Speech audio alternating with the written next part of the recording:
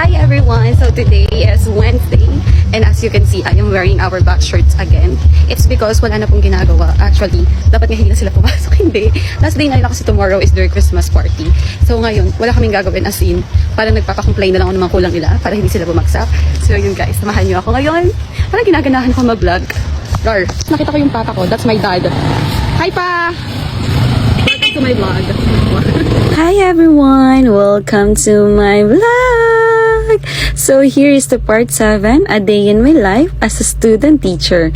Rar! Alam niyo na guys kung nasan ako kapag mauga-uga at magulo ang aking video. Walang iba kundi nasa tricycle! Guys, anyway, wala na po palang mga estudyante ngayon. Kaunti na lang sila.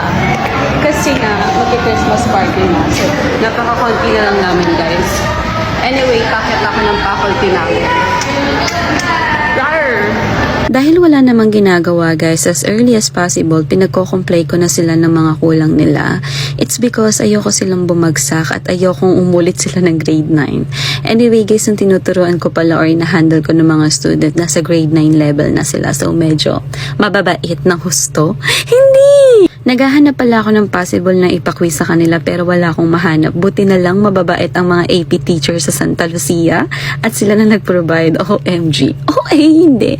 So ayun guys, nasuot ko na pala ang mahiwagang lapel at nalagay ko na yung mga dapat kong ilagay sa tote bag ni Ma'am Dreng.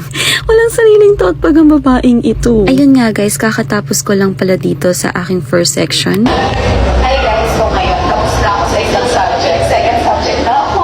Okay, nakaano pa siya guys. Sobrang free time nga ng mga oras na to, wala, nagpa-cute na lang ako sa camera. Hindi. Kung kayong section na lang ako napupunta, inaapon na naman ako. Sabi ng mga student namin, ang favorite daw namin na subject ay grade 9. True. It's a fact. Edition. Apotik. Hindi sa mga ticket guys, kami po ay napagastos. Ano ba? Ito po, tsaka ito. Sabi nga namin guys ay magtitipid na kami. Pero ito kami lumalamon na para bang kakatayin na ang mga taong ito. Hindi ganun. Guys, kakain na! So yun guys, kakain na. Ayun nga guys, paglabas namin ay kumain na rin kami. Tapos pagpasok, ano ba naman mag-explain to guys? Nandito na pala kami ulit sa faculty nag-aantay sa aming next subject. Hi guys, amay ang dito yung nagluluto ng french fries. Sana matikman. Sabi ko nga sa inyo guys, wala na silang ginagawa kundi mag-design na lang ng classroom nila for today's video.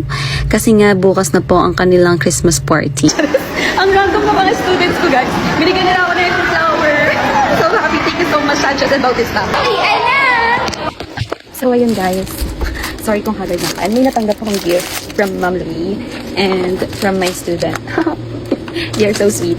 Ang sarap maging teacher. Anyway guys, pag uwi ko pala ay binalot ko na yung mga ibibigay ko sa mga teachers at saka sa city ko. Ang sip-sip ko talaga, hindi guys. Ang aking love language ay gift giving po talaga. Tapos ayun, nakapagbalot na rin ako ng mga prizes for tomorrow. Thank you for watching. See you sa next vlog. Bye! Mwah!